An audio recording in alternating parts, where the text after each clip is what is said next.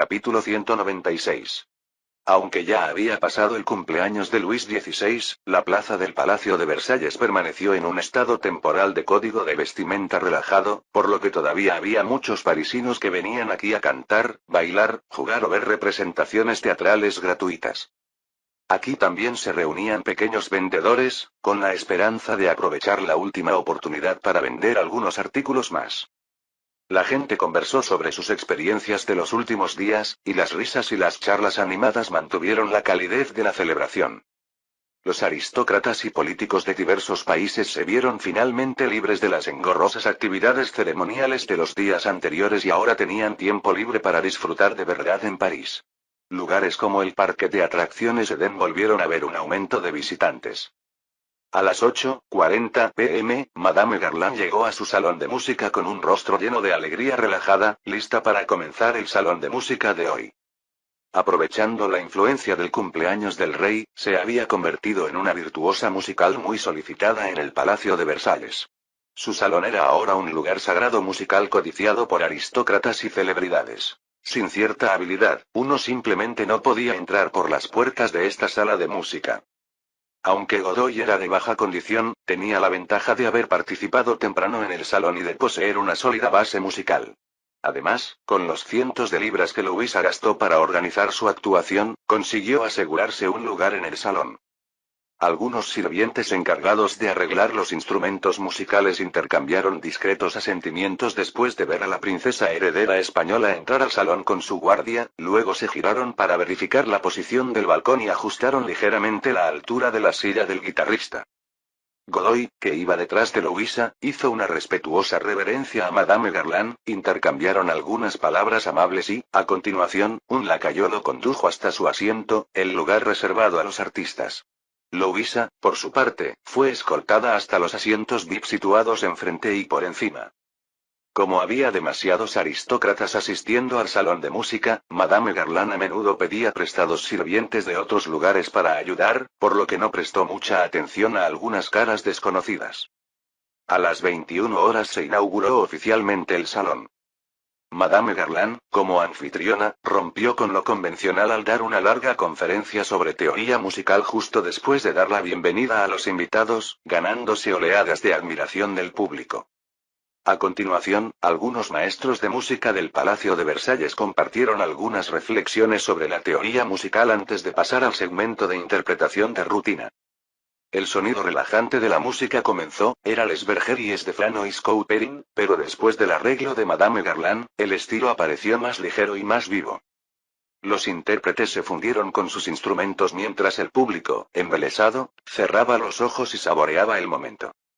Justo cuando la música estaba llegando a su clímax, un violonchelo colocado sobre una silla, sin supervisión, pareció perder el equilibrio y de repente cayó hacia un lado.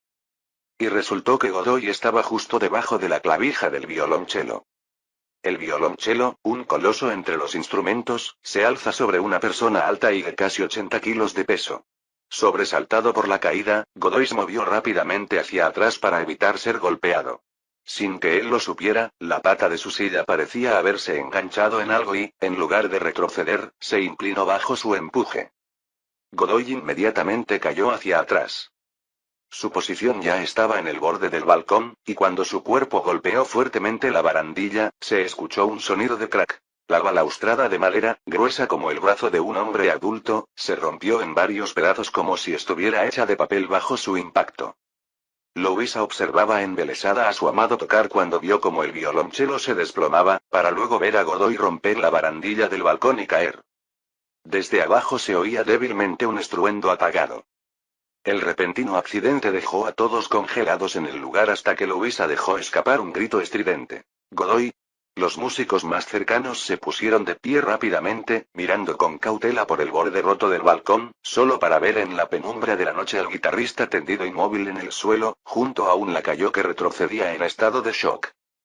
Louisa también se apresuró a salir al balcón, sin poder ver con claridad la situación, y luego, con el rostro pálido como la muerte, se volvió en apoyo de su doncella y corrió escaleras abajo.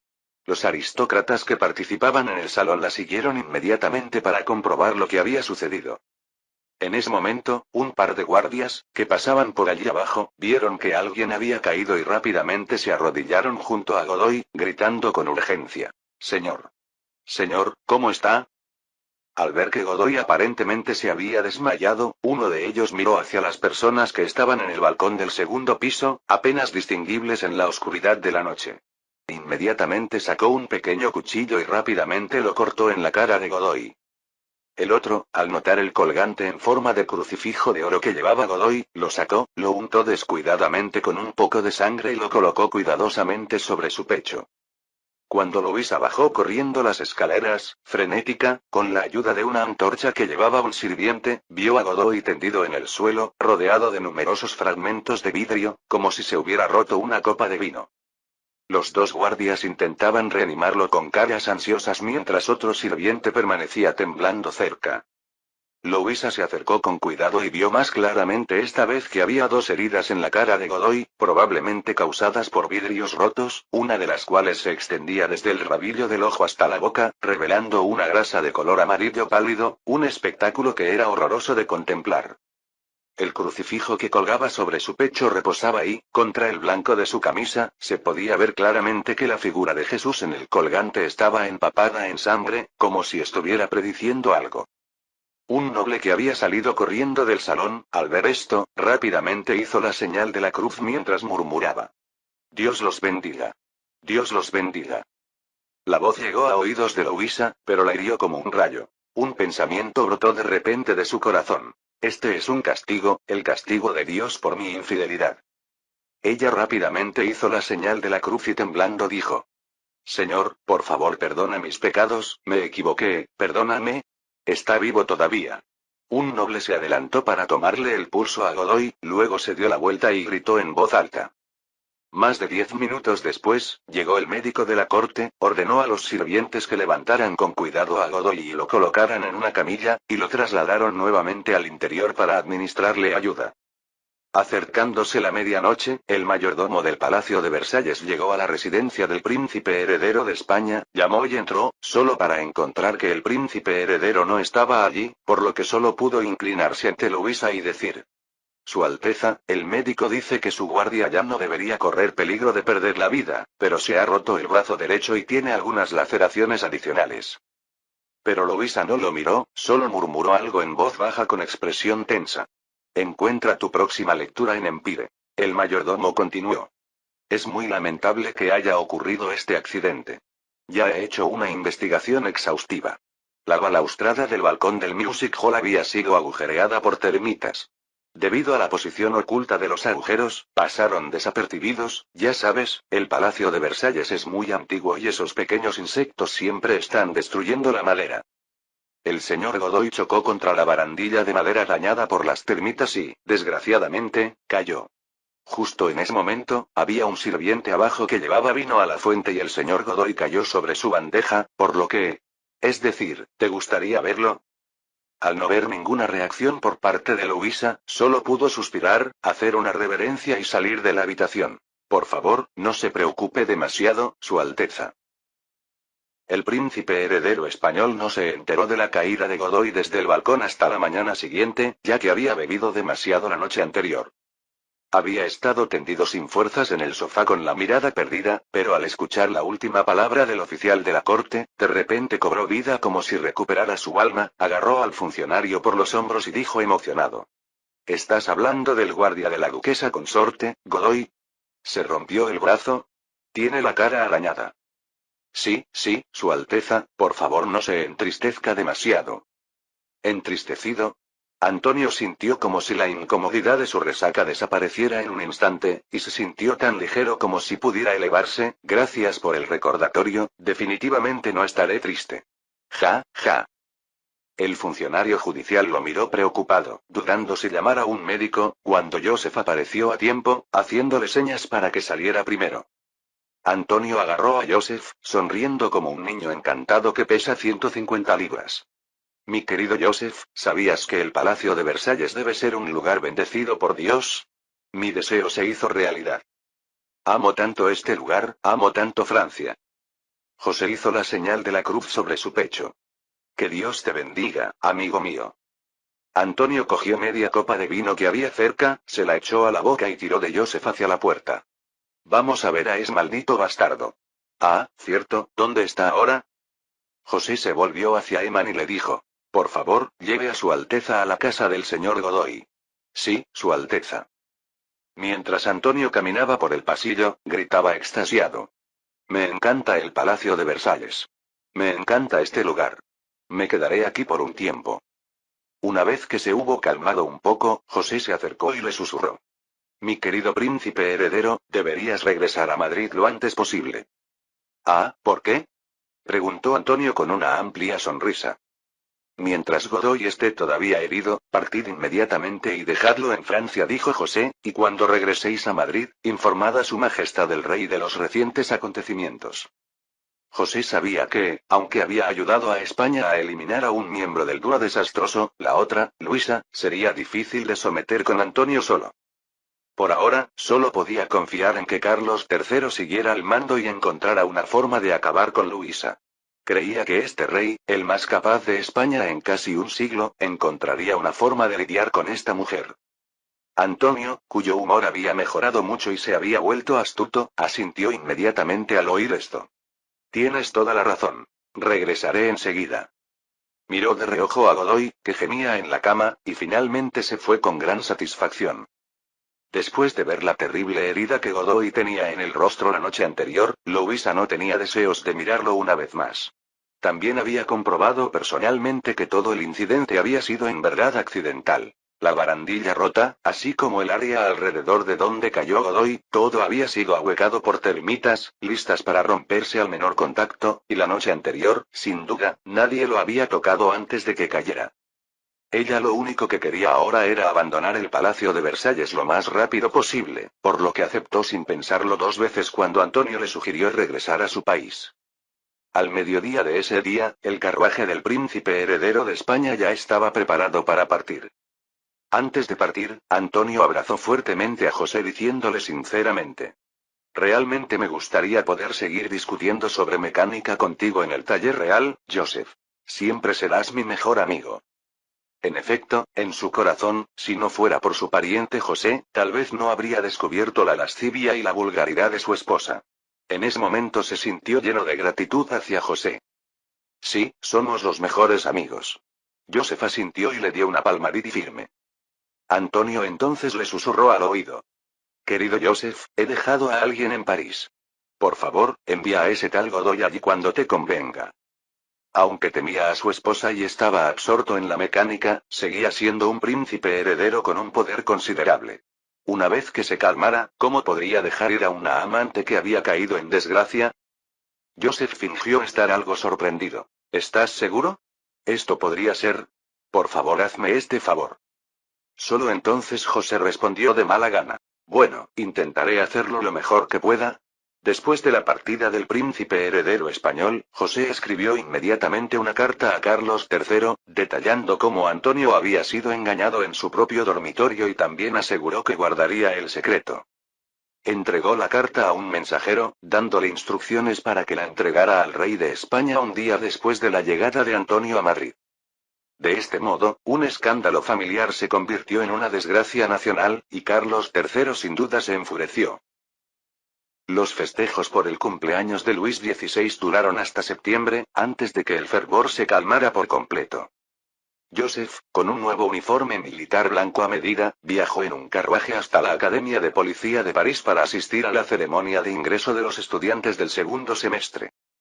Hoy no solo fue la ceremonia de ingreso para los estudiantes del segundo semestre, sino también el comienzo de las prácticas para los estudiantes del primer semestre. Sí, aunque los estudiantes del primer semestre de la Academia de Policía llevaban matriculados solo 10 meses, Joseph decidió, basándose en su entrenamiento, involucrarlos en una operación militar en el norte de África. Estos estudiantes se entrenaron extremadamente duro y sus cualidades militares no eran débiles. Mezclándolos con los 3000 hombres de la guardia del príncipe heredero de Berthier, deberían ser capaces de igualar a las tropas del norte de África. Solo a través del humo y la sangre del campo de batalla uno puede convertirse en un ejército verdaderamente fuerte. Según el plan de Joseph, los estudiantes del primer semestre de la Academia de Policía, 1000 de la clase Policía de Combate, más 400 de la clase Élite y los 3000 de los dos regimientos de Berthier, se mezclaron, formando una fuerza de casi 4400 hombres en unos 3 regimientos, que serían transportados al norte de África por la Armada francesa para el combate. Esta fuerza le obedecía absolutamente y podía movilizarse sin ningún obstáculo. Si la situación en el norte de África era intensa, entonces consideraría desplegar el regimiento Mulan del duque Vilar, las tropas entrenadas por André, un total de 3 regimientos. Aunque la eficacia combativa de esta fuerza no podía igualar a la guardia del príncipe heredero compuesta por la Franche-Garde, su lealtad estaba garantizada y la movilización no debería suponer demasiado problema. Si el desempeño del regimiento Mulan en combate resultaba satisfactorio, Joseph consideraría equiparlos con mejores armas e incluso convertirlos en sus propias tropas directas. En cuanto a la posibilidad de que una fuerza de 9000 hombres, coordinada con la planificación estratégica de José, no logre prevalecer en el norte de África, debería ser minúscula. Capítulo 197. En la estrategia de José para el norte de África, nunca planeó utilizar al ejército francés para abrirse paso de principio a fin. Ese enfoque no solo debilitaría considerablemente las tropas y costaría una cantidad significativa, sino que también provocaría fácilmente una feroz resistencia por parte de las fuerzas locales en el norte de África. Innumerables ejemplos de generaciones posteriores muestran que derrotar a la fuerza principal del enemigo no suele ser la parte difícil. El verdadero dolor de cabeza comienza cuando se eliminan las milicias locales dispersas. Por ejemplo, una futura superpotencia mundial logró derrotar a ATA en apenas 10 días, pero luego gastó $2 billones estadounidenses durante más de una década luchando contra grupos guerrilleros y aún así perdió al final. Por lo tanto, el mejor método seguía siendo movilizar las fuerzas locales en el norte de África para que trabajaran por cuenta propia y contar con un pequeño contingente de fuerzas de élite francesas que actuaran como contrapeso para influir en la victoria o la derrota final. Los diplomáticos franceses y el Departamento de Asuntos Policiales ya habían estado trabajando en este objetivo en Argel durante algún tiempo. Encuentra tu próxima aventura en Empire. El carruaje de Joseph estaba a media milla del campo de entrenamiento de la Academia de Policía de París cuando escuchó el sonido distante de las cornetas. Una tropa de estudiantes de la Academia de Policía, vestidos con elegantes uniformes militares, llegó corriendo en 2 columnas. Cada 2 metros, el último hombre de la fila se detenía. Pronto, desde la entrada del campo de entrenamiento hasta el lado del carruaje de Joseph, se formaron 2 muros rectos de personas.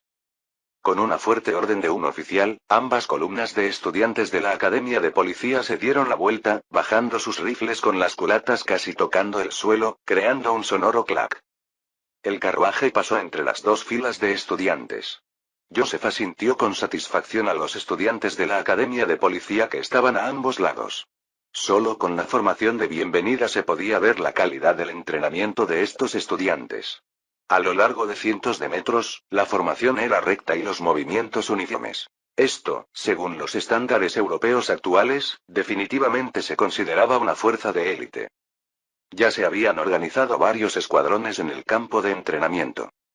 En la primera fila se alineaban casi 1000 estudiantes de último año de la primera matriculación. Detrás de ellos se encontraba la segunda hornada de nuevos estudiantes, más numerosa pero menos organizada. Joseph ya había visto el informe de Frient. La segunda matriculación de la Academia de Policía había reclutado a unos 3000 estudiantes. Esto fue posible porque la Academia de Policía proporcionaba alojamiento y comida, y estaba abierta a los civiles, con becas disponibles para aquellos con excelentes calificaciones. Muchos niños de familias civiles que vivían lejos de París, al enterarse de las condiciones favorables de la Academia de Policía, incluso viajaban medio mes para inscribirse. Por supuesto, lo más importante era que Joseph tenía ahora algo de dinero para gastar, ya que podía permitirse el lujo de tener tantos estudiantes, el coste de sus nuevos uniformes militares superaba las 120 libras. Y pensar que el Tesoro francés no había destinado ni un denario a la Academia de Policía de París. Detrás de la segunda hornada de estudiantes se encontraban más de 1000 soldados vestidos con uniformes algo más antiguos y de una edad media superior. Eran los del cuerpo de Berthier, que habían venido a asistir a la ceremonia. Joseph salió del carruaje, rodeado de figuras importantes como Frient y Berthier, y se dirigió al centro de la tribuna de revisión, levantando la mano en reconocimiento a los estudiantes y soldados en el campo. Inmediatamente, los miles de personas que se encontraban en el campo de entrenamiento se pusieron firmes, con el pecho en alto, levantando los sombreros en señal de saludo, y estalló un grito atronador. ¡Viva el rey! ¡Viva el príncipe heredero! Joseph sonrió y devolvió el saludo con su sombrero antes de pronunciar el discurso habitual del director de la escuela. Discursos como este se pronunciarían aquí al menos una vez al año a partir de ahora. Después, cada escuadrón de estudiantes y soldados desfiló por turno ante el estrado de revista, siendo inspeccionados por el príncipe heredero. Detrás de Joseph, el recién nombrado ministro de Industria, Mirabeau, que había sido invitado a observar, quedó profundamente conmocionado al ver los escuadrones orgullosos y bien entrenados que tenía ante él. Durante los últimos días, había estado perplejo sobre por qué el príncipe heredero quería que asistiera a la ceremonia de inducción de nuevos estudiantes de la Academia de Policía. Solo ahora finalmente entendió que el príncipe heredero estaba mostrando su propio poder. Estos no eran simples estudiantes de la Academia de Policía. Este era el propio ejército del príncipe heredero. Al principio, solo pensó que el joven príncipe heredero tenía un gran conocimiento sobre el desarrollo industrial y podría traer prosperidad y esperanza al sector industrial de Francia. Ahora, se dio cuenta de que el príncipe heredero era realmente un monarca genio. Había impulsado el desarrollo industrial al mismo tiempo que prevenía una posible hambruna, había integrado recientemente una gran cantidad de bancos y ahora había formado un poderoso ejército aquí. Lo más importante fue que el príncipe heredero había logrado hacer todo esto sin que nadie se diera cuenta. Mirabeau suspiró para sus adentros. Quizá, dentro de unos años, Francia acogería a un rey tan grande como el rey Sol. No, más deslumbrante aún. Los gritos resonantes de los escuadrones interrumpieron los pensamientos de Mirabeau. Miró hacia el campo de entrenamiento y se dio cuenta de que los soldados portaban rifles muy peculiares, ninguno de los cuales era un modelo fabricado por Charleville, ya que era un apasionado de la caza y había investigado mucho sobre armas de fuego comunes. Entonces se inclinó y le preguntó en voz baja al director de servicios policiales que estaba a su lado. Vizconde Besanon, ¿sabe qué tipo de armas están usando? No creo haberlas visto nunca antes. El otro respondió inmediatamente. Esas son las escopetas de percusión Auguste modelo 1788. La Armería Real, supervisada personalmente por Su Majestad, comenzó a fabricarlas recientemente. La Armería Real, situada junto al Palacio de Versalles, y la Armería de Saint-Étienne iban por buen camino y, al principio, consiguieron buenos resultados con la producción estandarizada. Si funcionaban a plena capacidad, las dos fábricas podrían fabricar más de 2000 fusiles de percusión al mes. Esto ocurrió incluso después de que Joseph ordenó a la planta de Saint-Étienne que desviara gran parte de sus esfuerzos a la investigación sobre la fundición de cañones, de lo contrario, las cifras de producción podrían ser aún mayores. Mientras tanto, bajo la dirección de Lavoisier, la Oficina Real de la Pólvora ya dominaba la preparación del mercurio fulminato, produciendo fácilmente 30.000 cápsulas de cobre al mes. Con la capacidad de producción de estas dos instituciones, la Academia de Policía de París y el Cuerpo de Berthier ya estaban completamente equipados con nuevas pistolas de petardo y se realizaban entrenamientos de tiro rutinarios con ellas como estándar. Después de que todas las ceremonias concluyeron, Joseph anunció que el primer grupo de estudiantes de la Academia de Policía comenzaría inmediatamente sus ejercicios en vivo. El primer grupo de estudiantes claramente no había sido informado con antelación y todos parecían muy sorprendidos al escuchar la noticia. Sin embargo, las órdenes de los instructores rápidamente les hicieron darse cuenta de que los simulacros en vivo ya habían comenzado. Este fue un arreglo especial de Joseph, con el propósito de probar la capacidad real de movilización y la velocidad de respuesta de las tropas. Las voces insistentes de los instructores resonaban por todas partes. Apúrense. Muévanse más rápido. Esto es la guerra, corre. El último equipo en reunirse correrá 5 vueltas como castigo. Los estudiantes no entraron en pánico, sino que se dispersaron de forma ordenada bajo el mando de sus propios líderes de escuadrón, corriendo rápidamente de regreso a sus cuarteles. Mientras tanto, la caballería y la artillería se precipitaron hacia los establos. Mirabeau no esperaba que Su Alteza Real el Príncipe Heredero lo invitara a almorzar en el campamento militar. Se sentó entre cientos de oficiales de policía, mirando la sencilla vajilla frente a él y sintiéndose bastante incómodo, pero cuando giró la cabeza, descubrió que el príncipe heredero, el director de los servicios policiales y otros ya habían comenzado a comer con ganas. Al no tener otra opción, se unió a ellos y entonces notó que, aunque la comida parecía vasta, sabía decentemente, y había carne, verduras y pan, todo lo necesario, casi no diferente de las comidas de los oficiales que tenía cuando servía en la caballería. Cuando terminó el almuerzo, todos los estudiantes se pusieron de pie al mismo tiempo y vieron cómo el príncipe heredero abandonaba el comedor. Al ver la ardiente adoración y confianza en sus ojos, Mirabeau comprendió de repente el importante significado de esta comida. Después de reunirse con el grupo del príncipe heredero y regresar al campo de entrenamiento, Mirabeau se sorprendió al encontrar que la mayoría de la infantería ya había completado sus preparativos para la partida, y no muy lejos, los artilleros estaban corriendo a caballo, arrastrando varios cañones en esa dirección. Miró su reloj, solo había pasado media hora desde que los oficiales dieron la orden de reunirse. La única palabra que le vino a la mente fue élite. Media hora más tarde, más de 1000 estudiantes de la Academia de Policía totalmente armados se formaron en columnas ordenadas y abandonaron el campo de entrenamiento en una gran procesión. Por supuesto, esta era la velocidad que se podía lograr sin considerar la preparación logística. Se necesitarían al menos varios días para reunir todo el apoyo logístico. El ejército del primer grupo de estudiantes marchó hacia el sur, manteniendo un ritmo rápido, y finalmente llegó a Tutsi Town en la tarde del sexto día. Después de descansar allí durante un día, finalmente se encontraron con sus oponentes de entrenamiento para esta pasantía. La tercera infantería del regimiento Mulan, liderada por André, que acababa de llegar apresuradamente desde Mulan. Después de que los dos ejércitos unieron sus fuerzas, André se reunió primero con los comandantes de los estudiantes de la Academia de Policía para discutir los próximos asuntos de entrenamiento y luego cenó juntos. Una vez terminados todos los asuntos oficiales, André, que no podía esperar más, llegó al campamento de estudiantes de la Academia de Policía, guiado por un instructor de la Academia de Policía, conociendo finalmente al joven teniente que aún no tenía 20 años. El joven y André primero se saludaron tocándose el sombrero y luego se abrazaron cálidamente. André tiró del teniente a cierta distancia, lo miró de arriba abajo con una sonrisa y dijo: «Querido Nicolás, por fin te has convertido en un verdadero oficial». El joven llamado Nicolás respondió con entusiasmo: «Tal vez no pase mucho tiempo antes de que pueda convertirme en un gran comandante de cuerpo como tú, mi querido hermano».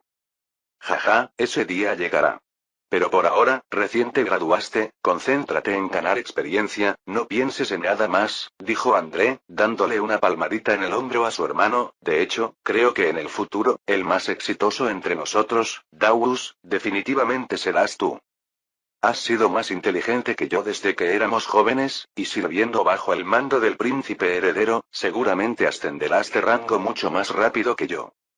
Los hermanos no se habían visto durante más de 2 años e inmediatamente comenzaron a charlar y reír mientras caminaban hacia el borde del campamento. «Vaya.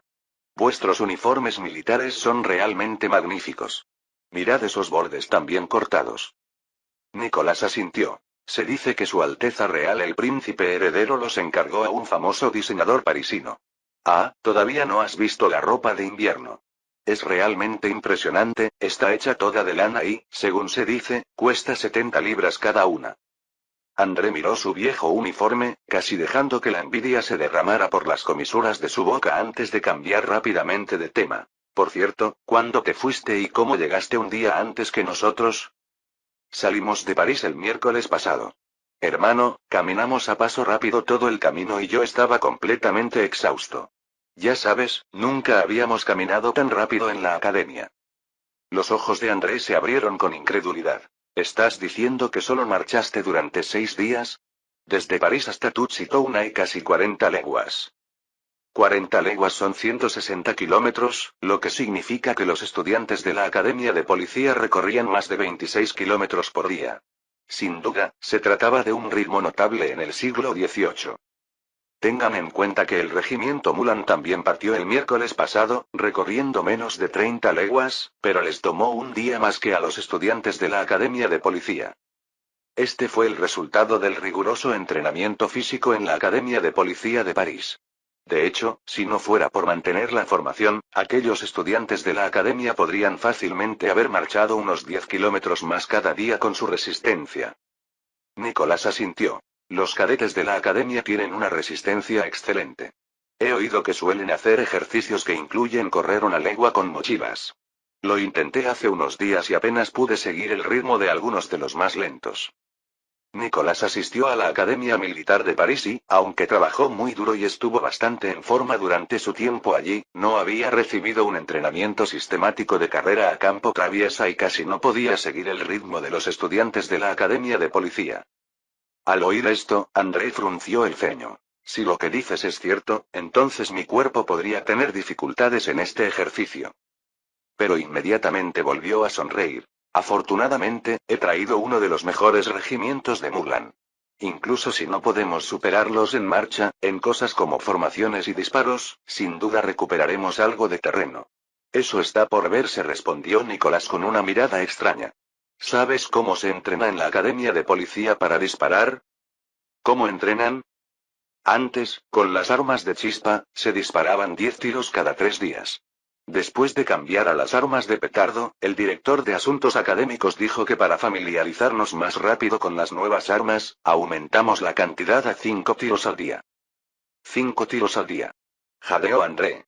Su propio regimiento solo disparaba esa cantidad cada medio mes. De repente, se dio cuenta de un término que su hermano acababa de mencionar. ¿Qué es una pistola de petardo que mencionaste? Nicolás señaló a un estudiante de la academia de policía que patrullaba no muy lejos con un arma de fuego en la espalda. Mira, esa. Yo también tengo una, pero la dejé allí. Se dice que es una nueva pistola diseñada por Su Majestad el Rey, otros dicen que por el príncipe heredero. Al disparar, no tienes que verter pólvora, solo inserta una cápsula de cobre. Oh, como esta, dijo mientras sacaba un fulminante de su bolsa del cinturón y se lo entregaba a su hermano. Esta pistola se puede cargar 3 o 4 segundos más rápido que una Charleville, y también tiene un alcance ligeramente mayor. El rostro de Andrés se ensombreció mientras comenzaba a considerar cómo le explicaría a su esposa, la duquesa de Vilar, si sus experimentados soldados fueran derrotados por estudiantes de la Academia de Policía con menos de un año de entrenamiento.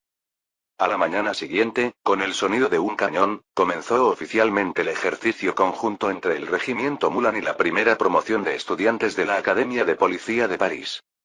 Según las reglas, el bando que llegase primero al campo de Marte de París podía ocupar el terreno elevado y tomar una posición defensiva más ventajosa. Los que llegasen más tarde no tenían otra opción que lanzar un asalto. Tan solo 2 horas después, André recibió un informe de sus exploradores diciendo que el enemigo ya había entrado en modo de marcha. Se sorprendió y miró a través de sus binoculares, notando efectivamente que los estudiantes de la Academia de Policía ya habían partido en ordenada formación. ¿Cómo es esto posible? Se volvió hacia su oficial de Estado Mayor, ¿se prepararon con antelación? Este último también levantó sus binoculares a toda prisa. Eso es imposible, comandante. Tenía gente supervisando su lado, definitivamente no lo harían. Espere, ¿no están llevando ningún carro de suministros? HMM. André examinó más a fondo y vio que su oficial de Estado Mayor tenía razón. Inmediatamente mostró una sonrisa. Estos jóvenes inexpertos pronto tendrán que detenerse y esperar sus trenes de suministros. Capítulo 198. En realidad, André había subestimado gravemente la temeridad de estos jóvenes. De los 30 grandes carros de los más de 1200 cadetes de la Academia de Policía, 22 estaban destinados al mantenimiento de la artillería, incluyendo el arrastre de cañones y el transporte de municiones. En cuanto a logística y equipaje, habían recortado casi todo lo que se podía prescindir. La mochila de cada soldado contenía 11 libras de pan seco, 3,5 libras de carne semiseca y 4 libras de avena para los caballos, además de 2 bolsas de vino. Esas eran todas las provisiones que llevaban. Fue recién cerca del mediodía cuando el regimiento Mulan finalmente terminó los preparativos para pasar del campamento a la marcha, y la gran fuerza comenzó a moverse lentamente. Esto ocurrió después de que André, habiendo escuchado la inteligencia de su hermano menor el día anterior, había ordenado preventivamente a los oficiales que dejaran atrás todo el equipaje voluminoso, como armarios y mesas de comedor. De hecho, para un ejército de la vieja escuela, su velocidad ya se consideraba muy rápida. Pero todo es relativo. En ese momento, los cadetes de la Academia de Policía ya habían recorrido casi 10 kilómetros. A las 6 de la tarde, el ejército de Murat comenzó a montar el campamento y a preparar la cena. Una hora más tarde, los cadetes se detuvieron junto a un pequeño arroyo a 16 kilómetros de distancia, instalaron centinelas y, después de hacer fogatas, calentaron la comida seca que habían llevado consigo. A las 15 horas, los cadetes se reunieron alrededor de las fogatas, extendieron mantas sobre la hierba y, bajo las estrellas, cayeron en un sueño profundo. A la mañana siguiente, al amanecer, comieron un desayuno sencillo y casi inmediatamente partieron nuevamente. Mientras tanto, el ejército de Murat seguía desesperadamente recogiendo tiendas de campaña y cargando carros. De vez en cuando, había oficiales quejándose en voz baja por haber dormido mal sin sus colchones. André ya no podía ver el rastro de sus oponentes, pero por las marcas en el suelo, estaba claro que los cadetes de la Academia de Policía habían pasado hacía tiempo por ese lugar. Después de las 3 p.m., 2 exploradores con ojeras regresaron al regimiento Mulan.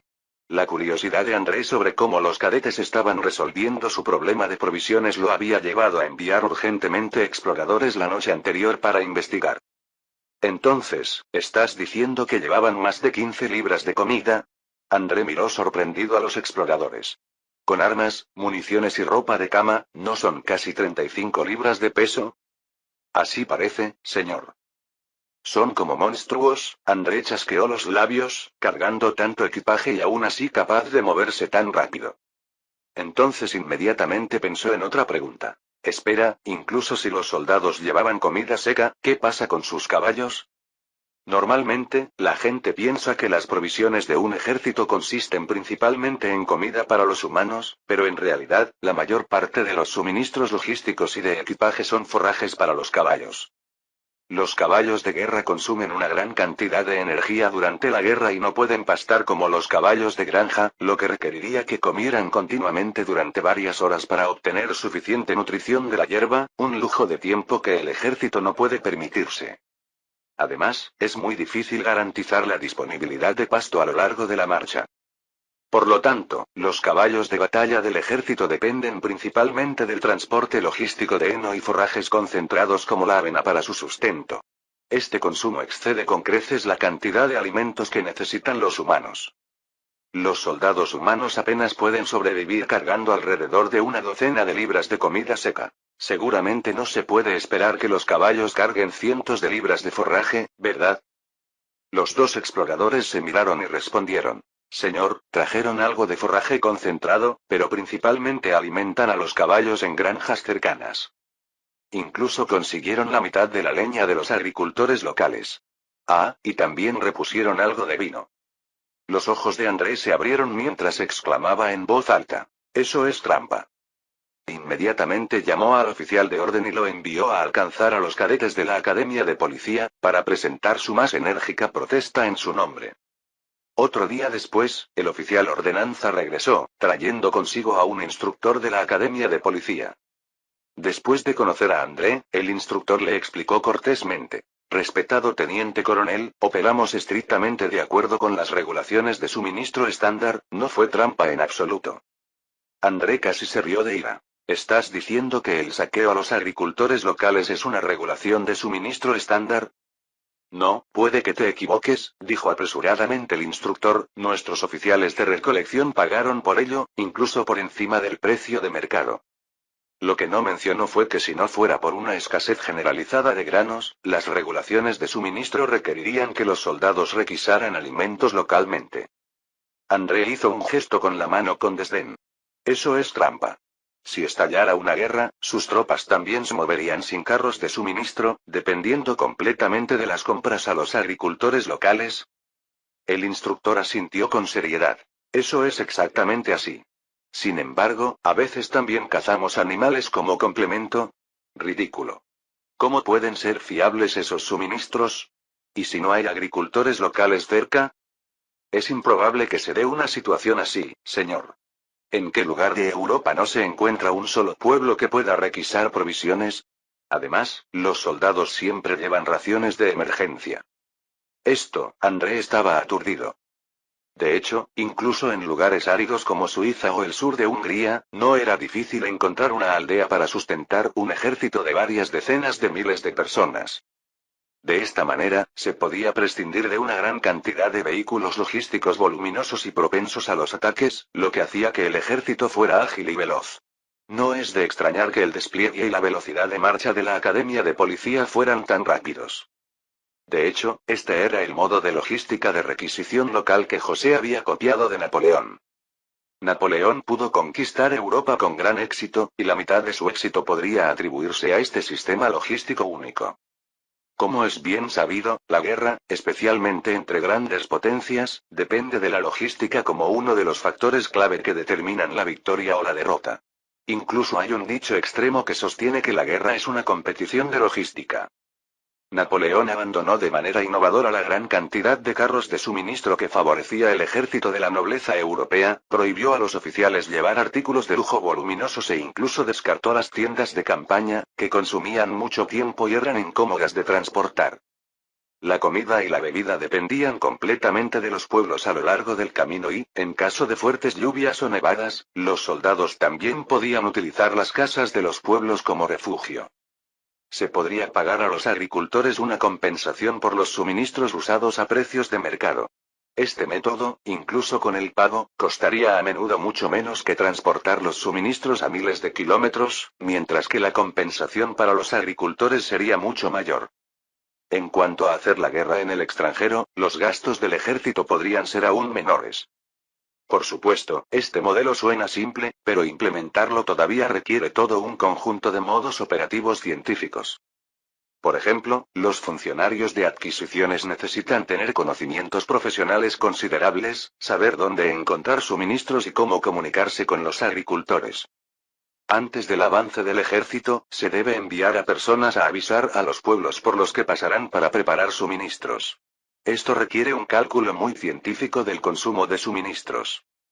También hay que considerar cómo se distribuirán rápidamente a las unidades los suministros recogidos.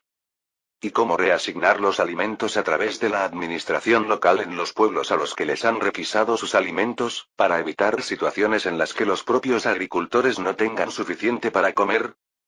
Joseph solo conocía los principios básicos por los documentales que había visto en su vida anterior. Las reglas específicas para el abastecimiento aún requerían que los oficiales las perfeccionaran continuamente mediante la práctica.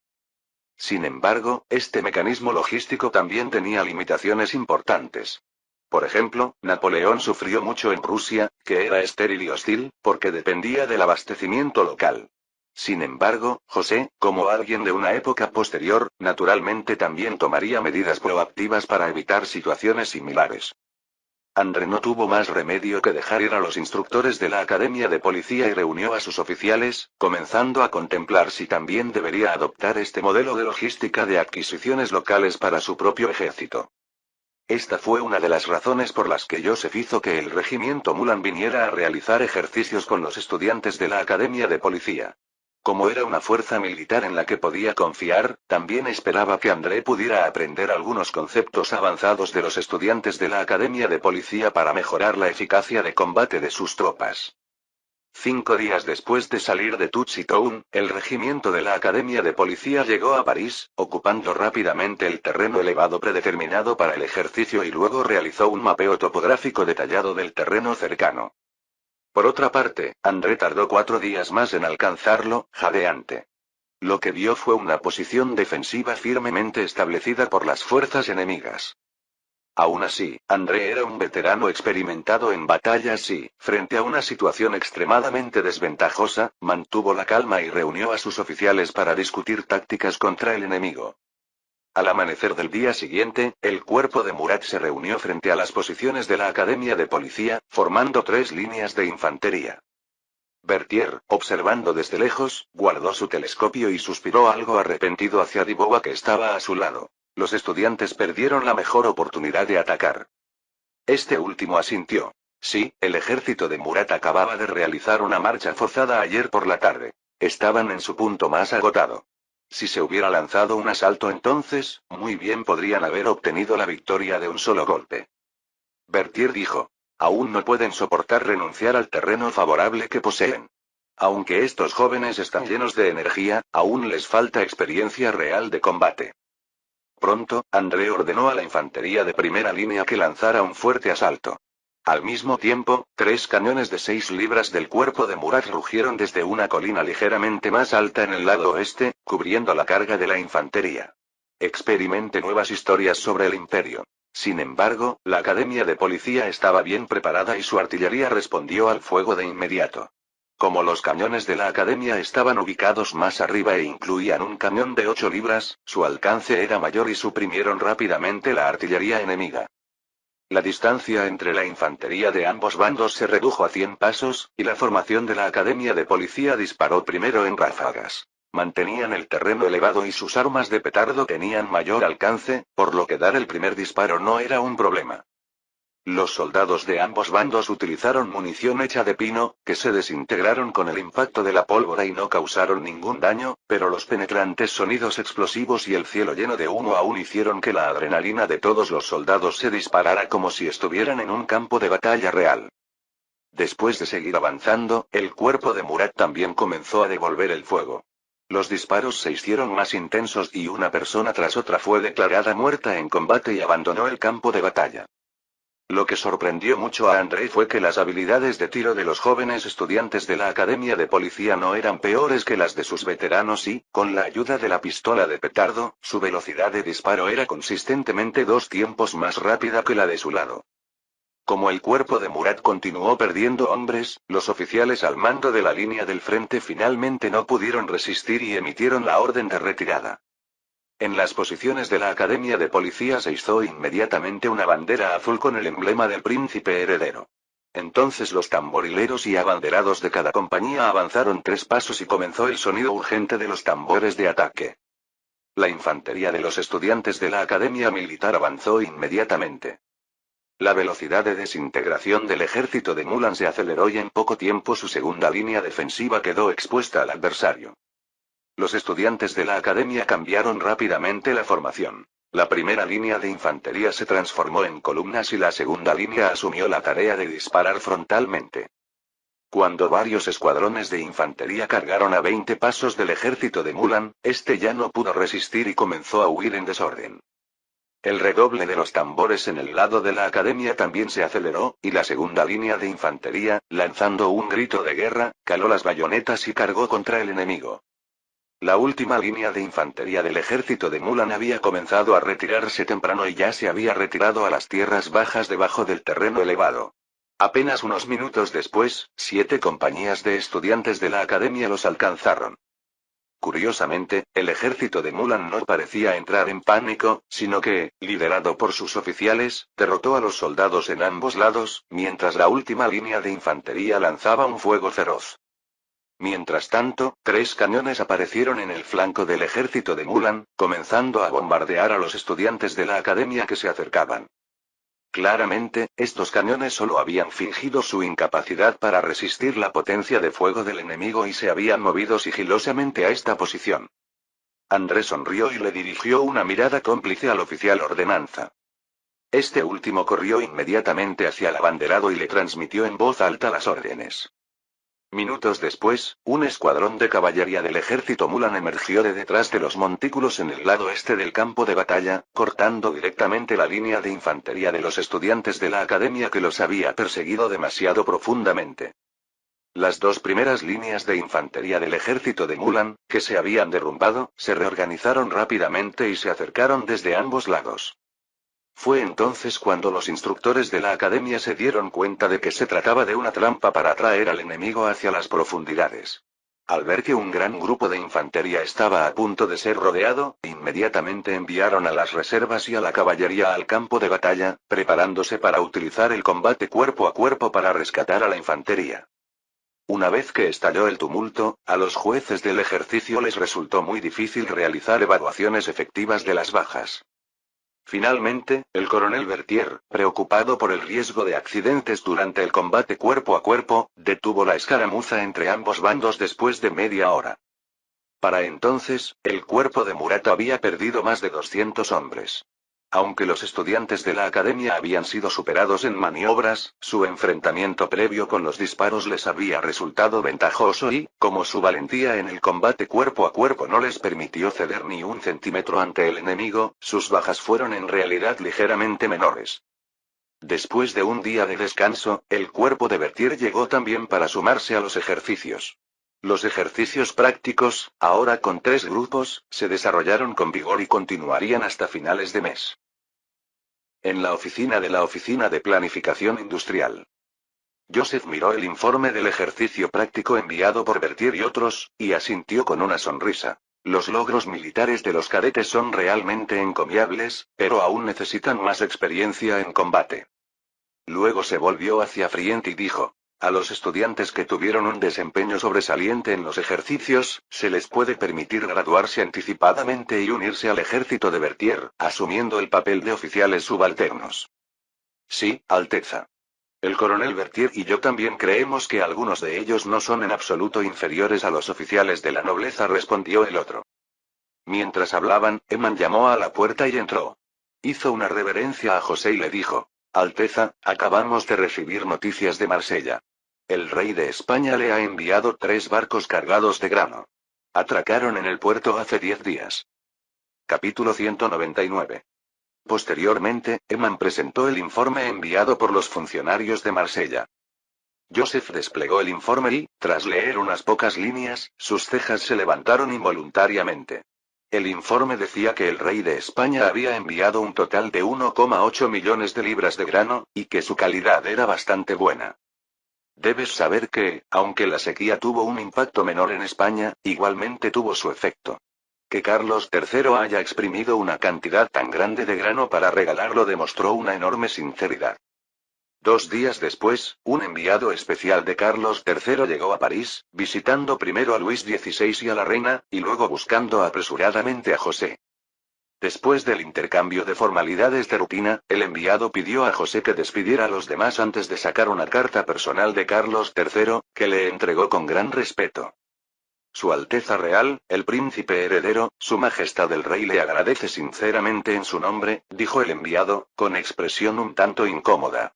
Usted ha ayudado a la familia real a mantener la pureza de su linaje y, ha guardado el secreto para Su Alteza Antonio. Su Majestad el Rey se enteró del desastre del granizo que Francia había sufrido recientemente, por lo que envió algo de grano para expresar sus condolencias. Joseph asintió para sí mismo, pensando que Carlos III era, en efecto, uno de los monarcas ilustrados de España, que manejaba las cortesías interpersonales a la perfección. Era una lástima que el anciano caballero ya fuera una luz que se apagaba y que no podría aguantar mucho más tiempo. De lo contrario, España podría haber ofrecido a Francia aún más apoyo. El enviado continuó. En cuanto a la princesa heredera, Su Majestad el Rey ya ha enviado gente para vigilarla, por favor esté tranquila. Como José había predicho, al enterarse de que Luisa había mantenido una relación con su hijo y el príncipe heredero de Francia ante sus propios ojos, Carlos III estalló de furia. Ordenó a la princesa heredera que no saliera del palacio y contrató a una dama de compañía para que la siguiera las 24 horas del día, los 7 días de la semana. Si no fuera por el hecho de que España era una nación católica devota y el divorcio no se tomaba a la ligera, el anciano caballero definitivamente habría hecho que su hijo se divorciara de ella. Aunque la nobleza española no sabía exactamente qué había pasado con Luisa, era obvio que el rey la tenía en poco y, como resultado, todos comenzaron a distanciarse de ella, especialmente los funcionarios de alto rango. En un principio, como la salud de Carlos III estaba quebrantada, muchos asuntos de Estado habían sido ya confiados a Antonio para que los manejara. Sin embargo, este, inmerso en la maquinaria y la caza, había delegado estas tareas en Luisa. Ahora, los funcionarios españoles prefieren llevar sus documentos al taller de Antonio y obligarlo a lidiar con ellos antes que permitir que Luisa se involucre una vez más. Por supuesto, dado el carácter tirador de orejas de Antonio, una vez que Carlos III falleciera y se reuniera con el Creador, las restricciones impuestas a Luisa disminuirían gradualmente, pero este incidente había reducido severamente su posición política y las posibilidades de que ella ejerciera en solitario el poder de España en el futuro probablemente habían disminuido significativamente. Un carruaje con forma de piedra preciosa y un diseño completamente nuevo pasó a toda velocidad junto a Mirabeau, levantando polvo que le cubrió el rostro. Mirabeau frunció el ceño mientras tomaba el pañuelo que le entregaba un sirviente, limpiándose el polvo de la cara y el cuerpo, y no pudo evitar sacudir la cabeza. En París ya existían numerosos servicios de tranvía, con 5 líneas que se cruzaban y podían llegar a todos los rincones de la ciudad, pero muchos nobles, sintiendo que compartir un carruaje con la gente común era una indignidad, optaban por viajar en carruaje tirado por caballos. En realidad, estos tranvías, incluso cuando transportaban más de 20 personas, eran más rápidos que un vagón promedio. La nobleza capitalista como él, el término propuesto por el príncipe heredero era ahora ampliamente aceptado, rechazaba tales actitudes con desprecio. Se quejó para sí mismo. La nobleza se deriva de la riqueza, las capacidades y los esfuerzos de los ciudadanos, no de con quién comparten el carruaje. Todos los ciudadanos deberían ser iguales. Un noble incompetente o moralmente deficiente no es rival para esos plebeyos inteligentes y trabajadores. ¿Sobre qué base se creen inherentemente superiores? Aunque muchas de las opiniones de Rousseau no tenían sentido, tenía toda la razón en lo que se refiere a la igualdad. ¿Esas personas deberían leer su libro? Mirabeau volvió a sacudir la cabeza ante ese pensamiento y lo descartó. Las ideas de Rousseau eran demasiado peligrosas y la mayoría de los nobles, a diferencia de él, no poseían discernimiento. Nadie podía saber qué efecto adverso podría tener sobre ellos después de leerlo. Sonó el timbre de una campana y Mirabeau ordenó sus pensamientos, se arregló el cuello y subió al tranvía que parecía un cigarro de gran tamaño. Los plebeyos que viajaban en el tranvía, reconociendo su vestimenta, se levantaron conscientemente para ofrecerle un asiento y mantuvieron cierta distancia. Mirabeau, sin ser cortés, se sentó en el asiento más agradable y tomó el Noticias Comerciales de París de manos de su sirviente. Explora más aventuras en Empire. Justo cuando el carruaje no había avanzado mucho, Mirabeau percibió un hedor nauseabundo a través de la ventana. Frunció el ceño y miró hacia afuera, solo para ver varios cadáveres ennegrecidos y altamente descompuestos colgando de la farola al costado del camino. El olor sofocante emanaba de allí. Sin necesidad de preguntar, supo que se trataba de los cadáveres de los piratas berberiscos que habían sido ahorcados recientemente, así como de Boubaranchere, que había asesinado a Necker. Mirabeau le hizo una señal a su sirviente para que cerrara la ventana, sacudió la cabeza y murmuró en voz baja. Aunque merecía morir, colgar a un ex banquero junto a piratas sigue siendo algo inapropiado. Luego enterró la cabeza en el periódico. El titular de la noticia de primera plana le hizo temblar los párpados. Marqués de Ludo, segundo presidente del gremio bancario, asesinado, gravemente herido, agresor capturado en el acto. Leyó con entusiasmo los detalles de la noticia, y resultó que alguien llamado Elong se había infiltrado en la villa del Marqués de Ludo en mitad de la noche y le había disparado al marqués en el muslo con una pistola. Elong Mirabeau, como capitalista, naturalmente tenía tratos frecuentes con los bancos y sabía que este hombre era el administrador de Necker, cuya muerte probablemente estaba relacionada con el Marqués de Ludo. Mirabeau suspiró y pensó con nostalgia. ¿Este mayordomo es verdaderamente un sirviente leal que valora las relaciones profundas? Poco después, el carruaje se detuvo frente a la Universidad de París. Mirabeau, sus sirvientes y guardias descendieron y fueron recibidos por un gran grupo de altos funcionarios de la escuela, quienes se inclinaron y lo saludaron atentamente. Ahora ministro de Industria, era un alto funcionario que podía hablar ante el rey. Naturalmente, las autoridades de la escuela no se atrevieron a descuidarlo.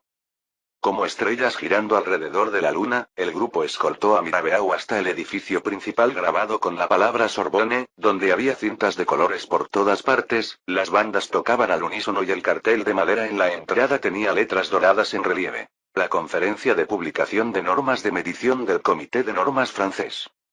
Los periodistas que se encontraban afuera reconocieron a Mirabeau. De repente, decenas de ellos se reunieron a su alrededor y lo bombardearon con preguntas en voz alta. Con la escolta de los guardias, Mirabeau se abrió paso entre la multitud de periodistas y se dirigió al salón del primer piso con los funcionarios de la escuela, donde lo esperaban muchos viejos amigos. El lugar de celebración era una reunión de estrellas, a la que acudieron casi todos los académicos franceses famosos, si es que pudieron asistir. Incluso hubo un gran número de académicos extranjeros.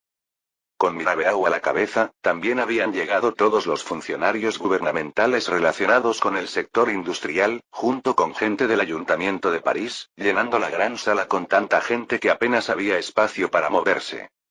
Mirabeau tardó más de 10 minutos en intercambiar saludos con todos antes de que finalmente lograra tomar su asiento al frente y dar un suspiro de alivio.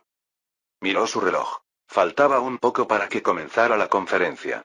Entabló conversación con el hombre de mediana edad, de rostro delgado, cejas pobladas y nariz larga que estaba a su lado. Querido Sylvain, ¿cómo está la situación en Nancy? El hombre de mediana edad mostró una sonrisa cansada.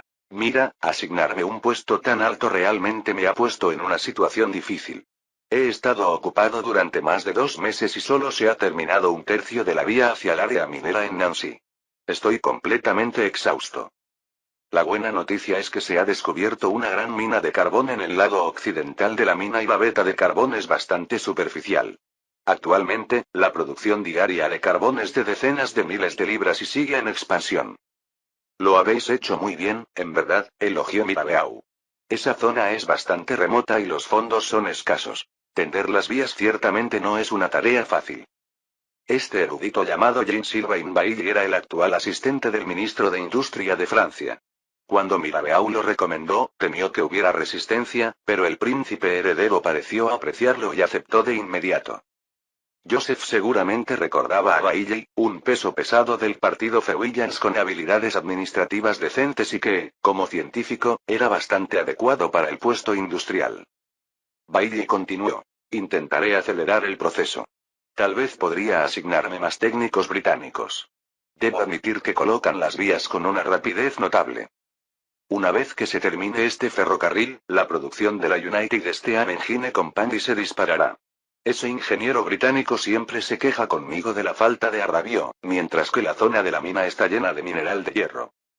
Mirabeau asintió. Francia sufría una grave sequía y las máquinas de bombeo, es decir, las máquinas de vapor, eran fundamentales para asegurar la producción agrícola. El príncipe heredero había dado instrucciones reiteradas de que la producción debía aumentarse lo más rápidamente posible. Recientemente, los barcos mercantes rusos han enviado algo de hierro crudo. Veré si puedo conseguir algo para las fábricas de máquinas de vapor, pensó. La calidad del mineral de hierro ruso era algo superior a la francesa, pero los costes de transporte también eran más elevados. Para resolver la escasez de hierro, sería necesario acelerar la exploración de minas de hierro en Francia y mejorar las técnicas de fundición. Mirabeau añadió. Una vez finalizada la construcción de la pista en Nancy, habrá que dirigirse a Saint-Étienne. Bailly pareció sorprendido. ¿Te refieres a la nueva zona de desarrollo industrial allí? Sí, Su Alteza Real el Príncipe Heredero ya me ha pedido que prepare la propuesta de planificación. Pero eso requeriría una inversión sustancial, ¿no? Mirabeau sonrió levemente. ¿Sabes que el Banco de Reserva de Francia emite billetes? Claro que sí. La mitad del salario que recibí el mes pasado fue en billetes, dijo Bailly con un tono claramente descontento. Actualmente, solo hay una sucursal del Banco de Francia en toda la provincia de Lorena, un poco lejos de Nancy, y él había gastado bastante dinero en el autobús para cambiar los billetes por monedas de plata. Y eso es para los que viven en provincias. Si fueras funcionario en París, tu sueldo estaría íntegramente en billetes. Mirabeau bajó la voz. Hasta donde yo sé, el gabinete aprobará pronto el proyecto de ley de gestión de la industria bancaria. ¿Qué es eso? En esencia, esto significa que todos los bancos estarán bajo supervisión gubernamental. Por ejemplo, los bancos tendrán que someterse a la inspección fiscal del gobierno, aceptar billetes de la Reserva del Banco de Francia y, además, entregar el 10% de sus depósitos como fondo de reserva. Al oír que los billetes se podían cambiar en cualquier banco, la expresión de Bailly se iluminó de inmediato, pero luego preguntó, ¿qué quiere decir con fondo de reserva? El objetivo es evitar que el banco quiebre accidentalmente y no pueda pagar a los depositantes. Por lo tanto, el 10% de los fondos debe entregarse al gobierno para su custodia. Si algo sale mal con el banco, el gobierno puede devolver este dinero a los depositantes. Se dice que este 10% es solo el comienzo. Más adelante, la proporción puede aumentar. Los requisitos de reserva son una herramienta de regulación financiera común en épocas posteriores, pero aparecieron por primera vez a mediados del siglo XIX. Este es también uno de los principales poderes de los bancos centrales en varios países. Después de estos últimos meses, el Banco de la Reserva de Francia ha completado la absorción y la reorganización de los bancos con los que se había fusionado. Por lo tanto, la aplicación del proyecto de ley de gestión del sector bancario y la finalización de la transformación del Banco de la Reserva de Francia en un banco central se han puesto inmediatamente en la agenda. Lo que Mirabeau no sabía era que el proyecto de ley de gestión del sector bancario también estipularía que los billetes emitidos por el Banco de Reserva de Francia se convertirían en la única moneda de curso legal en Francia, con un valor directamente vinculado al oro y la plata. La práctica actual de pagar a los funcionarios con papel moneda tenía como objetivo acostumbrar a todo el mundo a ella de antemano. Con la creación de un banco central y la promulgación de la ley bancaria, cualquier banco que quisiera coludirse con funcionarios para beneficiarse o amenazar al gobierno francés con préstamos tendría que pensarlo dos veces. ¿Y qué hay de los bancos que podrían objetar? Simplemente no había ninguno. Casi la mitad de los peces gordos del gremio bancario estaban bajo el control de Joseph. Los bancos influyentes de París habían firmado en su mayoría acuerdos para aceptar papel moneda. Además, el enfoque del gobierno en las cuestiones financieras y la influencia actual del Banco de la Reserva de Francia hacían que los bancos que no cumplieran con las normas se vieran obligados a recibir una paliza. La voz de Mirabeau bajó aún más. El príncipe heredero me ha insinuado que los fondos de reserva recaudados por la Reserva del Banco de Francia se canalizarán al Fondo de Desarrollo Industrial. Bailly comprendió de inmediato y sonrió. El Fondo de Desarrollo Industrial tenía como objetivo apoyar a la industria francesa. Mientras el fondo tuviera dinero, este se invertiría naturalmente en las zonas de desarrollo. Mientras hablaban, Benio se acercó desde la fila de atrás, les hizo una reverencia y luego le preguntó a Mirabeau. Conde Mirabeau, disculpe mi atrevimiento, pero escuché que el gabinete va a emitir un proyecto de ley de reestructuración del gremio, ¿es eso cierto? Mirabeau, que hoy ocupa el cargo de comisario de gestión técnica industrial bajo la supervisión del ministro de Industria, no se lo ocultó. Efectivamente, existe un proyecto de ley y se pondrá en práctica pronto. Según los deseos del príncipe heredero, se abolirán todos los gremios existentes. El gobierno organizará al personal de manera uniforme, evaluará las capacidades técnicas de los artesanos y emitirá certificados. Entusiasmado, Benio dijo que su trabajo consistía en promover la transformación de los antiguos talleres en fábricas, pero el sistema gremial vigente le planteaba grandes obstáculos. En algunos lugares, los gremios llegaron a amenazar masivamente a los talleres, prohibiendo cualquier mejora en la gestión. Mirabeau continuó. Pero como ustedes saben, los gremios tienen una influencia sustancial, por lo que su abolición tendrá que llevarse a cabo gradualmente. El primer paso podría ser convertir a los líderes de los gremios actuales en empleados del gobierno y luego abolir el sistema de aprendizaje. Eliminar por completo la influencia de los gremios en la producción fabril llevará al menos un año o dos, o incluso más tiempo. En ese momento, académicos como Lavoisier, Lagrange, Monge, Condorcet y otros llegaron al frente de la sala. El rector de la Universidad de París presidió personalmente la reunión, hizo algunas bromas y algunos intercambios de rutina y luego anunció en voz alta. Las normas de medida francesas se publicarán oficialmente hoy. Capítulo 200. En el extremo este del pasillo, el periodista inglés Alvin vio a Lavoisier acercarse al mostrador de recepción y le dio un codazo al joven letárgico que estaba a su lado, susurrando. Clark, el pez gordo está aquí. Toma notas meticulosas para mí y no te pierdas ni una sola palabra. Sí, era el mismo Alvin que llegó a París para cubrir la Semana de la Moda. Tras regresar a su país, vendió todas sus propiedades, se arriesgó y compró los derechos del Paris Commercial News, traduciendo al inglés Battle de Trou de Avens y Madame, Please Stop Your Steps para venderlos. En apenas unos meses, hizo una fortuna y luego compró un pequeño periódico, del que se convirtió en su propietario. Esta vez, vino a discutir la compra de otros derechos de distribución novedosos con Paris Commercial News, pero por casualidad vio el gran evento en Francia anunciando sus estándares de medición, por lo que llevó a sus reporteros para entrevistarlos. Oh, sí, jefe. Clark se puso firme de golpe, se puso de pie y adoptó una postura seria para tomar notas. Entonces vio que el francés llamado Lavoisier alzaba las manos y exclamaba apasionadamente. Primero, agradezcamos a Su Alteza Real el Príncipe Heredero.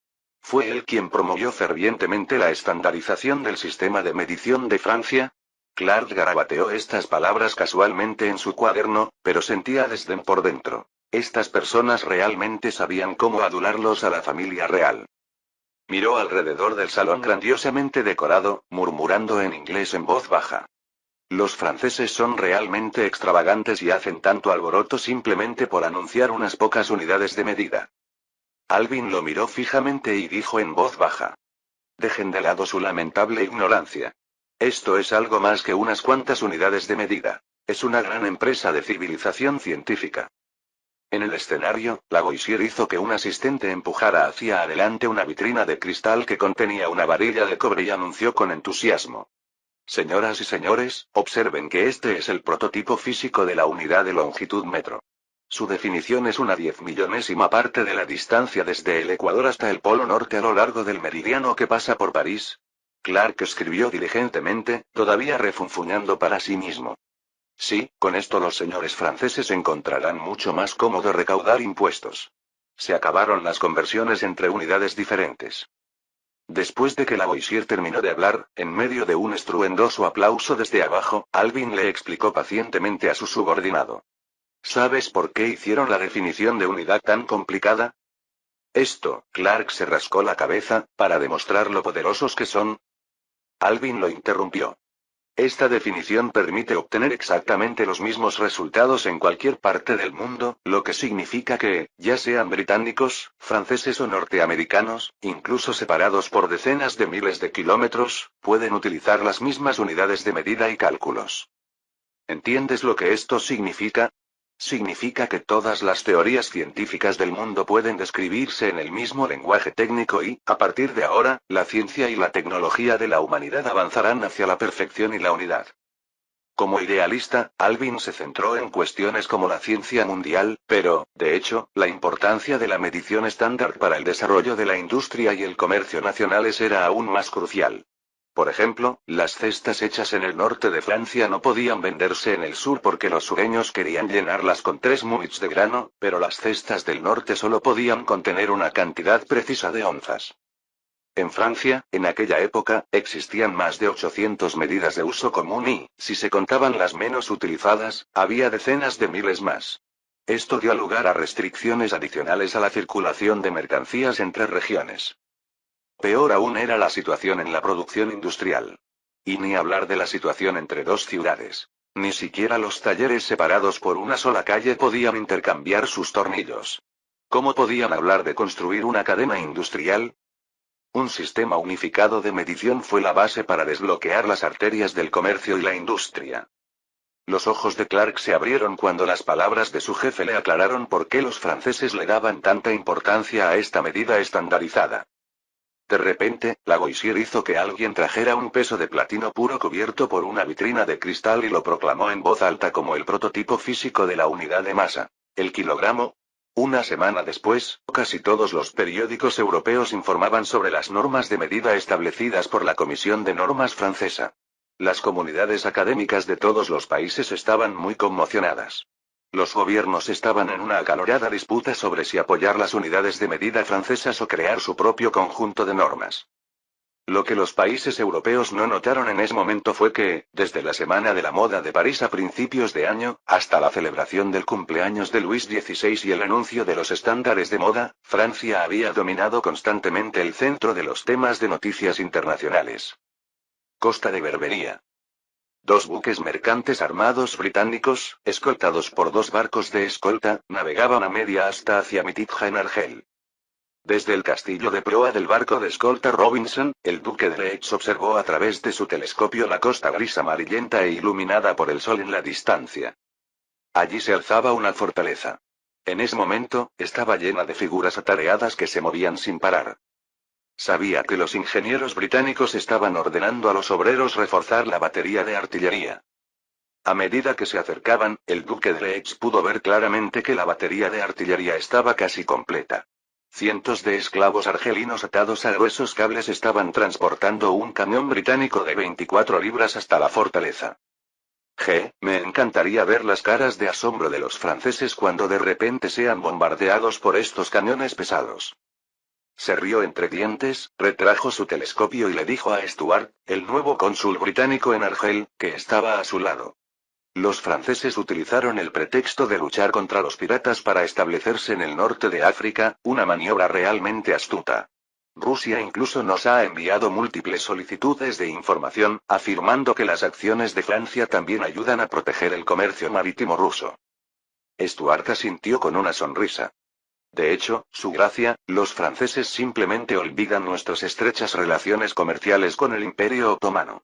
Estos franceses pueden tener éxito en moda y joyas, pero cuando se trata de estrategia, todavía tienen algunas deficiencias. El barco aminoró la marcha y el duque de Leeds, guiado por el capitán, se dirigió a cubierta, mientras su mente inevitablemente se trasladaba a la reunión de hacía 3 meses en el número 10 de Downing Street. También era un día claro como hoy. El señor Fox finalmente guardó silencio, dijo el primer ministro William Pitt, de 29 años, señalando alegremente el sofá. Por favor, tomen asiento, duque de Leeds, general Jervis. El Congreso acababa de aprobar la financiación especial que había propuesto para la situación en el norte de África, lo que lo ponía de muy buen humor. Hizo un gesto a un sirviente para que trajera té y pasteles y luego señaló su oficina no tan espaciosa y se quejó con los 2 hombres. Lograr que el Congreso asigne fondos no es tarea fácil, ¿no? Mire este lugar, hasta el día de hoy no hay ni siquiera una sala de reuniones decente. Solo podemos discutir asuntos en este espacio reducido. El general Jervis tomó asiento e inmediatamente preguntó.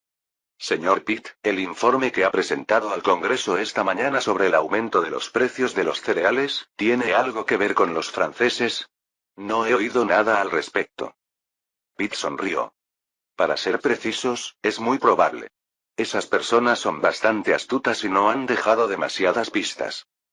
Por casualidad vi un informe del Departamento de Inteligencia de Dublín que decía que a principios de año unos irlandeses habían ayudado a 2 comerciantes de cereales a comprar una gran cantidad de cereales, valorada en varios cientos de miles de libras esterlinas. El Departamento de Inteligencia de Dublín que mencionó era específicamente responsable de tratar con las fuerzas revolucionarias irlandesas, uno de los departamentos de inteligencia más capaces del gobierno británico. En esa época, el Imperio Británico no se parecía en nada al padrino de la inteligencia mundial de épocas posteriores, con el MI6, Scotland Yard y otros organismos similares aún por surgir. Los británicos, que habían adoptado ideas liberales con anterioridad, se resistían mucho a las agencias de inteligencia gubernamentales, lo que dio lugar a una capacidad de inteligencia bastante mediocre entre las naciones poderosas. Pitt continuó. Sabes, esos irlandeses siempre han sido poco claros con los franceses, así que tuve algunas sospechas y encargué a Joyce de Londres que continuara la investigación. En efecto, encontraron algo, como que los comerciantes de cereales ingleses decían que quienes compraban esos cereales a menudo hablaban en francés en privado y les habían pagado en libras. Además, había un grave déficit en Francia, que tenía una gran necesidad de cereales. En resumen, la investigación sugirió que las fluctuaciones en nuestro mercado de granos fueron causadas muy probablemente por los franceses. Este año, Inglaterra también sufrió una grave sequía que redujo drásticamente la producción de cereales. Sin embargo, Inglaterra había sido un país exportador de cereales durante las últimas décadas. Con un suministro significativo de cereales almacenados en el país y un sistema de transporte fluvial eficiente, la hambruna no era inminente. Cuando Pitt pensó en reasignar granos a las zonas de desastre, se sorprendió al descubrir que desde principios de año se habían realizado compras de granos a gran escala, incluso se habían comprado las reservas de muchas ciudades. A medida que se difundió la noticia, los precios de los granos en el mercado británico se dispararon, y aunque el gobierno reguló estrictamente los precios de los granos, no pudo controlar los precios en las transacciones privadas, como había sucedido antes con los panaderos de París. En algunas zonas de Gran Bretaña se estaban produciendo disturbios por falta de alimentos, por lo que Pitt tuvo que estabilizar los precios de los cereales mediante subsidios gubernamentales. Aunque finalmente logró evitar disturbios, esta acción le costó una pérdida de entre 500 y 600 mil libras esterlinas. Al tipo de cambio actual, esa cantidad equivalía a nada menos que 14 millones de libras. El partido de oposición, incluido Fox y otros, aprovechó esto para atacar furiosamente a Pitt, haciéndole perder prestigio. Al oír esto, el duque de Leeds se rió. Por lo que has dicho, parece que los franceses sabían que iban a enfrentarse a un déficit este año. De todos modos, ahora no importa. Podemos utilizar esto para conseguir el apoyo del Congreso para tu proyecto de ley de financiación especial. Pitt le dirigió una mirada de aprobación. En efecto. Tan pronto como el Congreso se enteró de que los franceses causaban la fluctuación del precio del grano, inmediatamente no hubo más objeciones a la financiación. El duque de Leeds asintió. Esos tipos del Congreso no tienen idea de la gravedad de la gran campaña de Francia para exterminar a los piratas. Tu próxima lectura es en Empire. Una vez que tomen el control del norte de África, eso compensará en gran medida la pérdida de sus colonias en América. Ya sabe, en esas colonias perdimos muchos soldados y mucho dinero durante la Guerra de los 7 años. Sin embargo, a cambio de un poco de financiación, Fox y los de su calaña están dispuestos a dejar que Francia haga lo que quiera en el norte de África. Peter dijo. Afortunadamente ahora tenemos la asignación, con 500.000 libras esterlinas, lo cual no es una suma pequeña. Lamentablemente, tenemos que tener en cuenta la actitud de los rusos. El general Jervis frunció el ceño y sacudió la cabeza, por lo que no podemos enviar tropas directamente al norte de África. ¿Enviar tropas? El duque de Leeds le dirigió una mirada muy disimulada. No, eso no está dentro de nuestra esfera de influencia, está demasiado cerca de España y Francia. Apoyar a las fuerzas locales ya es la mejor opción. Peter asintió, mirando a Jervis. Excelencia, en su opinión profesional, ¿cuál es el verdadero objetivo del pueblo francés? Aunque los británicos habían aprendido sobre la estrategia de Francia en el norte de África gracias a su sistema de inteligencia en Francia y al duque de Orleans, solo podían inferir los detalles específicos por sí mismos. El general Jervis, presidente del comité naval, pensó un momento y dijo: creo que debería ser Argel. ¿Puedes explicar tus razones? Jervis asintió. En primer lugar, Marruecos está lejos de Francia y está dentro de la esfera de influencia de España, por lo que es poco probable que los franceses vayan allí. Y el bey de Túnez tiene un poder estable después de más de 20 años de gobierno. Dado que Túnez es muy rico, Francia tendría dificultades para lograr una victoria rápida y entrara en conflicto precipitadamente con él. Trípoli es similar. Su pachá tiene un poder real y, aunque no es tan rico como Túnez, su fuerza militar, especialmente su marina, es bastante formidable. Por lo tanto, ya sea Túnez o Trípoli, siempre que puedan contener a los franceses durante unos meses, el Imperio Otomano probablemente intervendrá para brindar apoyo. Además, los franceses saben que no ignoraremos su expansión. Cuando llegue ese momento, no podrán hacer más que retirarse decepcionados a la costa norte del Mediterráneo. Pedro reflexionó y asintió. Parece que Argel es realmente el mejor objetivo. Jervis, frotándose la frente, dijo. La Guardia Imperial y la Marina de Argel están enfrentadas, y tampoco hay que subestimar los poderes locales. Las luchas internas entre los tres partidos son muy caóticas. Si los franceses ganan una o dos batallas allí, es probable que los lugareños se inclinen por ellos. Además, he oído que las flotas de Francia y de los Estados Unidos acaban de hundir 2 barcos de la Armada de Argel. Entonces Pedro miró a los 2 ministros principales que estaban frente a él. Entonces, ¿qué estrategia creen ambos que deberíamos adoptar como respuesta? El duque de Leeds tomó un sorbo de su taza de té y dijo. Será muy difícil para nosotros intervenir precipitadamente en el norte de África. Al fin y al cabo, no es nuestra esfera de influencia tradicional. Por lo tanto, primero necesitamos establecer conexiones con las fuerzas allí. Pedro asintió y dijo. Usted es el ministro de Asuntos Exteriores. Tendrá que hacer un esfuerzo en este aspecto. Los otomanos serán clave, afirmó Leers. Tenemos una buena relación comercial con ellos y podemos utilizarla para influir en ellos. Y aunque los otomanos ya no tienen mucho control sobre el norte de África, definitivamente no desean que los franceses se conviertan en los amos de la zona. De esta manera, podemos apoyar a Argel a través de los otomanos. Incluso podríamos darle un puesto de asesor a nuestro pueblo a través de los otomanos. Jervis añadió. Si queremos evitar que las fuerzas locales en Argel se inclinen hacia los franceses, es mejor mantener la flota francesa fuera del Mediterráneo. ¿Te refieres a enviar gente para ayudar a Argel a fortificar sus fortalezas de defensa costera? Fin del capítulo 200.